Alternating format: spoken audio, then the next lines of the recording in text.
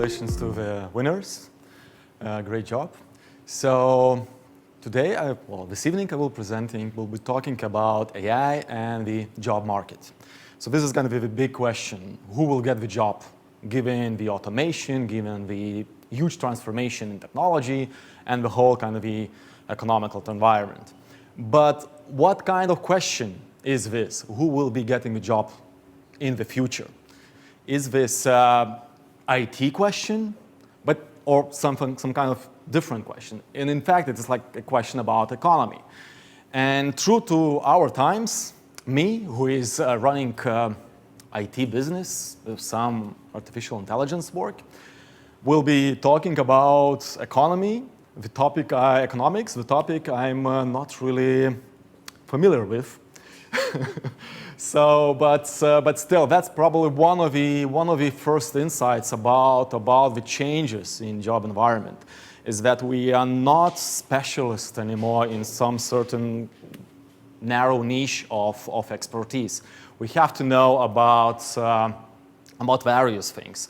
We have to kind of branch and flow in different directions, build the narrative, the story around what we do. So before actually going into economics, let's review what's the current state of the AI. What's hot? What's cooking now in 2020? Those kind of we all have those kind of very strong visual representations of what AI is, what robots are. Mainly due to all the popular culture, the films from the TV series and so on. So we kind of influenced by, from the one side,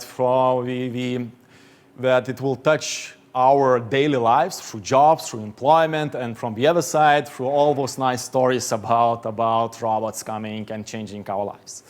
But let's look actually at the numbers, at the actual what is the dynamic in this field. And there is this wonderful artificial intelligence index published by Stanford University. And what they do, they track all sorts of metrics, how AI is doing. And no surprise, AI is really booming. If we look at the academic field, we have exponential growth in the articles published in the field. If we had a decade ago, 1% of all articles was about artificial intelligence, now it's close to 4%, so it's like huge improvement.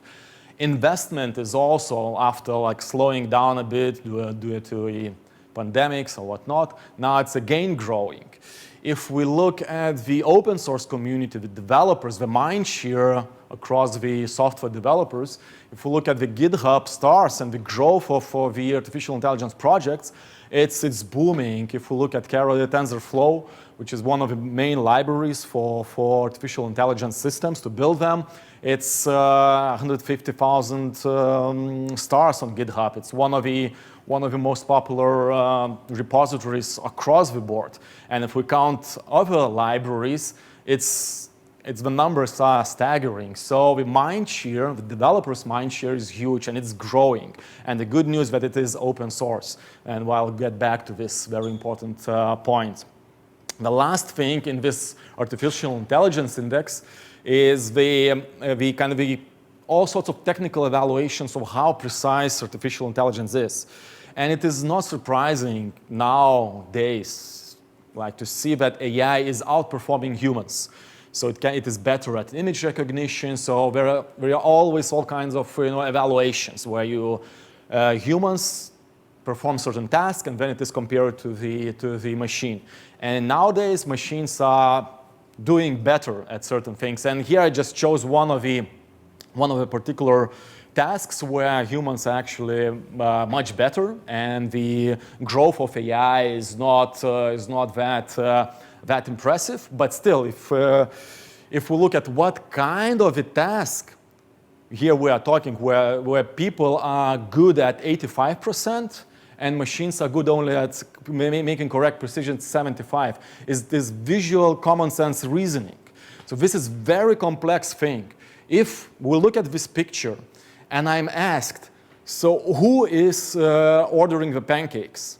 And with some kind of two glances, I can see that someone is pointing, at another person who is looking at the waitress. And then we can deduce that person one is actually ordering the pancakes. For the machine, it's a very hard task to do. And the good news, it's working on that. You know, there is a progress, and we see like increasing precision here. So those are like one of the kind of the last bastions for the AI to crack, and the work is progressing. So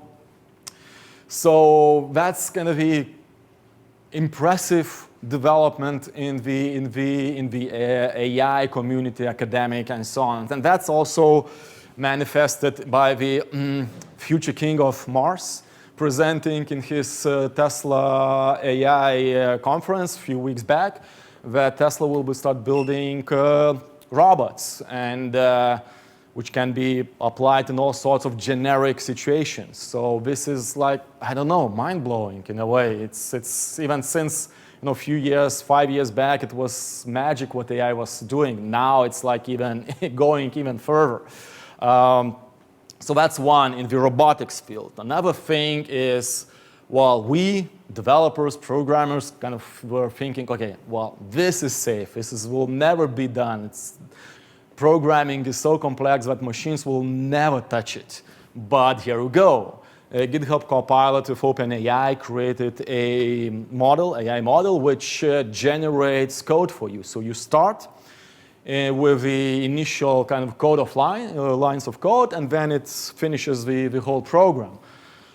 Wow, so this is like, you know, if software is eating the world, then AI is eating software in a way. So this is the impressive state now of AI. It's kind of flying through the roof. It looked like it's already kind of finishing its progress. It's kind of the line of progress is bending down, but each year, each quarter, we get amazing news about progress in AI, and this kind of naturally worries us about, okay, so where is the end in terms of what kind of jobs will be left for the human beings.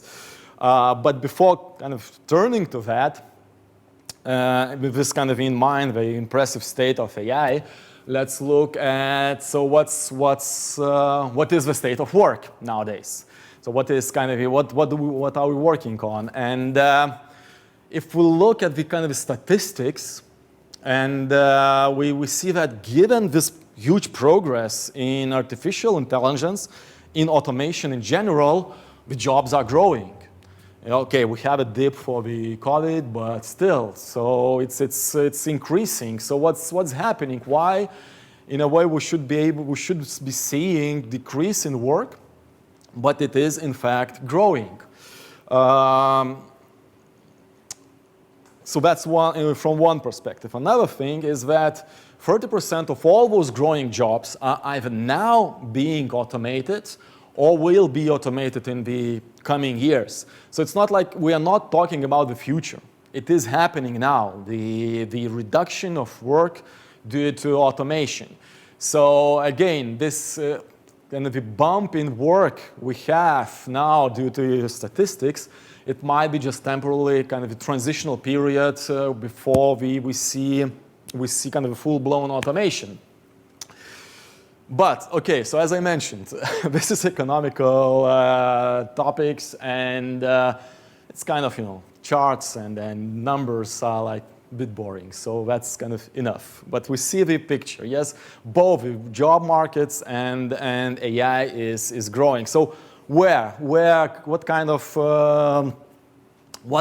plots, the movie scenarios we can see with the development of the AI?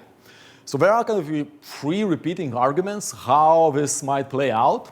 So one is kind of the augmented work scenario, where we can see the machines working together with humans to do more complex tasks, help people at dangerous tasks or requiring kind of speedy decisions and so on. So that as AI grows, we'll get a kind of a bigger pie. That's another argument, that the whole economy will grow and we'll get more work, different work. which will be augmented by the machines. And against all that is we fear that there is only kind of finite amount of work, which is obviously false, because if we look back at history and see like how agriculture changed from, I don't know, 40, 60% of people working in agriculture, and now only 2% of people are working in agriculture. It's not like work was finished in that area. We are producing more and more goods in this domain. But there is I'd say, a bit of a wishful thinking here with augmented work and the bigger pie arguments, is that as the AI grows, why should it stop at certain types of job, certain types of work? For example, one might say that, okay, if we have more robots, there will be growing demand for robot maintenance work or robot design work to make them nicer and so on. But then why robots cannot design their looks themselves, or why robots cannot maintain other robots? So this is not really answering the worry that that robots and artificial intelligence will not take over the current kind of the markets and current job opportunities. So what should we do in this kind of the environment? And I think the fundamental question is not really technological. Fundamental question is, so what is a good employment or even life? Because we identify ourselves with work so much that in many respects our employment is, to a large extent, is our identity. So and the two main components in this kind of the definition of what is the good work, a good job, is first of all it has to be meaningful. And secondly, it has to create, well, sufficient income so that we can support ourselves. And so those two have to really bring out, be like really realized if we want, in some form or other, to have a meaningful work in the future, with AI or without AI in a way. Yes, and that's a bit of a surprising picture for the AI talk. That's where we go back to the actual fundamental questions. So how economy, how work is related to the capital, to the income, and how all that dynamic is created.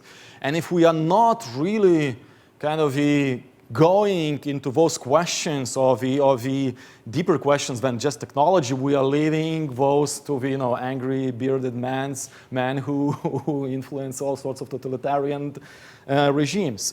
So that's kind of the thinking. We should not be fixated on technology. Technology always changes and we adopt it. The fundamental questions are more philosophical. So if we want to talk about kind of the first question of income, how should I get sufficient income from my work? There is always an other side of this, the capital. So the setup where someone can receive income without any kind of work. So the owners of robots might have perfect income without actually performing any work. So, and this creates inequality, huge inequality between those who work and those who kind of own the robots. And this is like, it's not like in 19th century where you would have built your factory and that's how you have a capital, but then you can produce only so much goods in that factory. But with the robots, with the artificial intelligence, the leverage, the amount of work which can be done is significantly higher. It's potentially, the yields of return are like tenfold, even more if we do it right. So how to balance this so that those who work can actually participate meaningfully in capital economy? So I don't really have any answers to this, how this has to be balanced in the global, especially in the global environment, because we we have to think about totally different configurations of how the companies are performing, how they are taxed, and so on. So this is different, not technological question.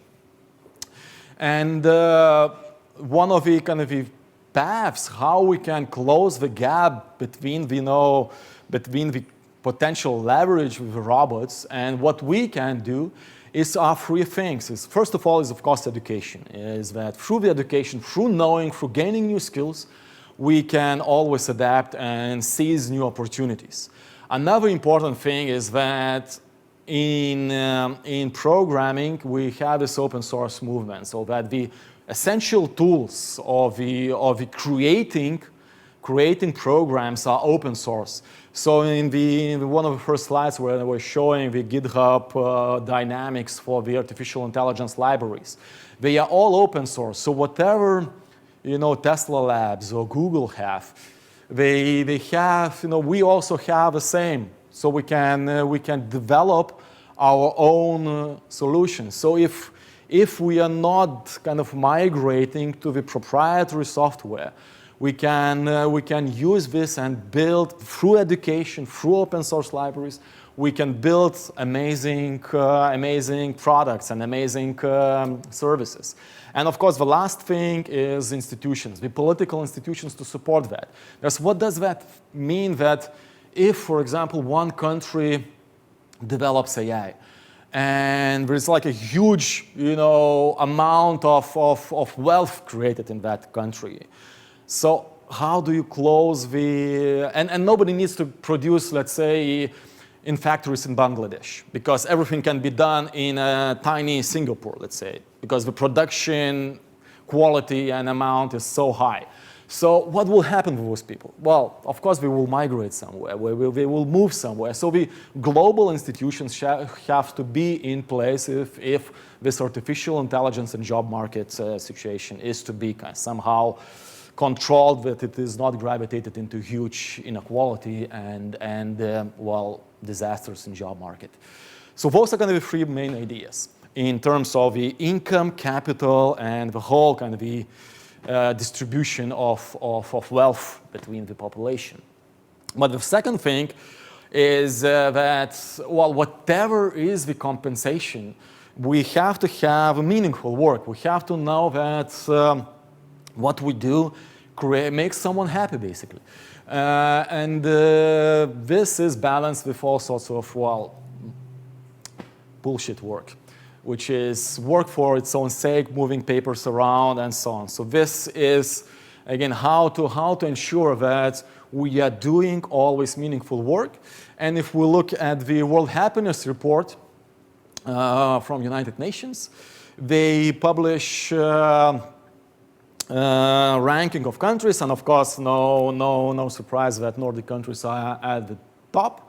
But only the first snippet in this chart is about monetary happiness. The rest is about the social support, the meaning, the ability to choose what you can. So again, there is nothing AI related in this meaningful work as well. Yes, artificial intelligence can be something which enables us to create, to be true creators in whatever we choose. But this is not the end in itself. So building meaningful work is, finding meaningful work is something which is the kind of the greatest tasks for everyone to think about. It's, again, it's not related that much to artificial intelligence. And of course, to end the talk is the necessary, obligatory cultural reference. Often you would get Westworld or something like that, pictures painting how the AI will look like in the future. To me, it's different. I think that future is always here. It's, as forgot the name, the most famous science fiction writer who said, future is today, it's just not distributed evenly. And there is this wonderful movie, Chappie, where you see super advanced robotics on the streets of totally trashed city. because the inequality is huge. Someone has everything, someone doesn't have much. And the task which we have to work always through talking to politicians, voting, writing and talking is that, yeah, we have to avoid this future where we have on one street fancy robots and another street someone who doesn't have, I don't know, TV or something like that. So yeah, my message is that, yeah, be open, be mindful about broader picture, and yeah, AI or not AI, we'll have jobs, we'll have interesting lives. Thank you.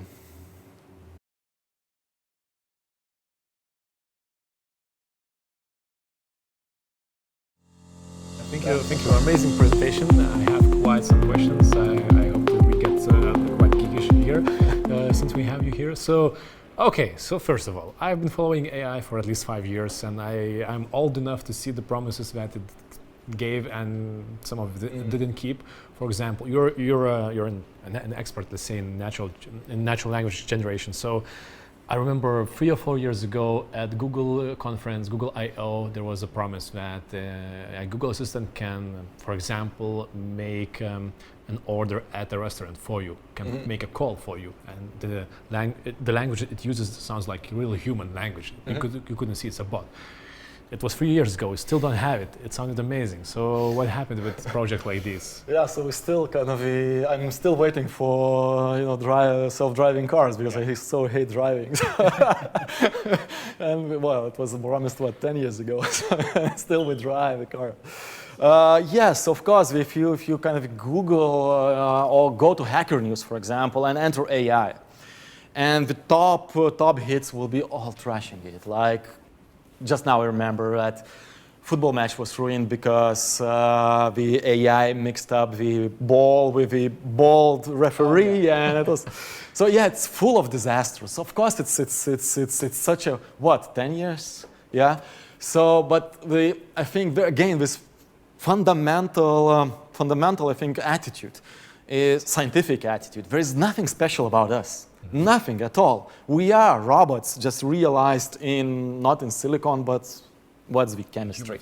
Human flesh, yeah. So, yeah, sooner or later we'll crack it. Okay, maybe not in 5 years, maybe in 50 years, but it's coming. It's really coming, and so that's given. And it will be coming gradually, and already this automation, again, millions of jobs already kind of be switched, and I think we are not even aware how AI is already kind of in our lives, the navigation, the Google suggestions, and so on. So it's here. It's just not probably that visible. Sometimes a lot of promises done, but yeah. Yeah, it's really hard to do for me to work and to talk about AI, especially for TV reports. There is nothing to show. Like, you are not going to show code for the whole time. So AI is kind of invisible in a way. Yes. We have quite some questions, and if you have any more, you just can write it in Slido or YouTube. So, talking about examples, Inga is asking: is AI being used to solve any of major world problems? For example, world hunger, climate change. Maybe it's already happening. Do you have any positive examples of that? Yes, so one of the main breakthroughs, recent breakthroughs, was in the, and I'm not really into this field, the kind of the health and biology and the synthesizing the molecules and so on, the drugs, and yes. So this is like really also impressive. And sorry, I really don't. I can help you, since I was actually today visiting a company who's working with that. So we had this amazing achievement just actually a few months. No, it was the end of the last year, where the protein molecules can now be synthesized more easily, and you don't have to wait 2 or 3 years. You can, using national AI, you can actually guess of what results are you going to have, what kind of functions with proteins you're going to have. And this was a problem that scientists were working for like 10 years or so, even more. Yes, but also this is kind of a very good question and with huge gravity, is that often we as a society we're working on well, not the most interesting tasks.